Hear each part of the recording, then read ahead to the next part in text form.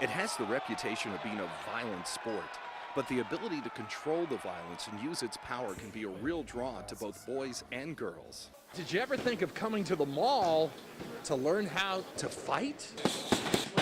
Mixed martial arts is just what the name implies. You have to know boxing, you have to know Muay Thai and kickboxing, karate, you have to have some wrestling, and you have to have good knowledge of jiu-jitsu. Well, UFC's all legit. That's why, people like watching. What we are talking about is kids starting to learn the basic skills that may give them the confidence to keep from getting bullied. I have some kids in there under those exact circumstances. Bullied in school, come in here to learn to protect themselves. Some of the guys have come a long way. Some of them are actually pretty good. So, I don't expect them to go in there and start fights with these people, but I expect them to be able to protect themselves. Jeff, the guy running classes for me, Jeff Smith, he's one of my main guys on the cards.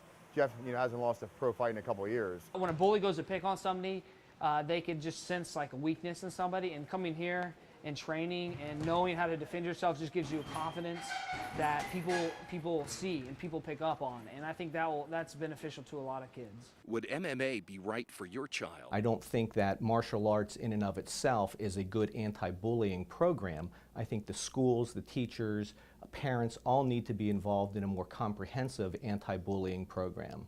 But for Garrett Lee, who began MMA training 3 years ago when he was 12, it has been a major boost to his personal esteem.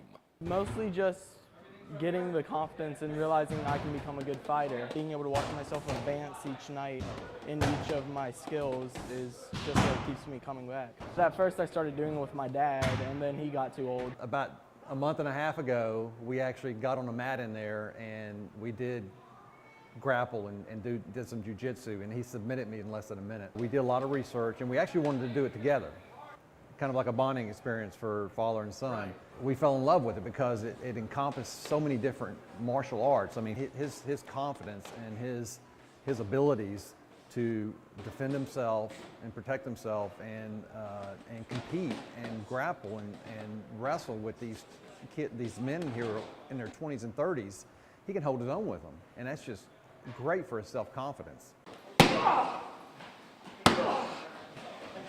Without the pad, I'd be in the hospital. It also teaches how to discipline and self-control, so you can't really learn it so you can be the bully or so you can just beat the crap out of whoever is the bully. It's definitely not about starting fights. I never have gotten in a fight yet at school, and I don't want to. In 3 years, Garrett turns 18. Is he going to go in the ring? I don't really want to be punched that much, but I definitely am thinking about it. I'm okay with whatever he wants to do. If he wants to get in a cage and fight and just see what it feels like to do that one time, I'll be there to support him. Oh my God! But you could break my arm no problem, huh? Yep. That has got to give you some real feeling of power. It really does. We've all heard of soccer moms, but now there's something new. I'm the MMA dad. Like with any program or sport, you have to do your research and find out if MMA is right for your child. But I was impressed with what I saw here. However, you have to make sure that your child is prepared for the skills that they can learn. With Garrett, everything you saw absolutely real. The 15-year-old that could easily break my arm. With the Dauphin County Mobile Newsroom in Swatara Township, I'm Kurt Client, CBS 21 News.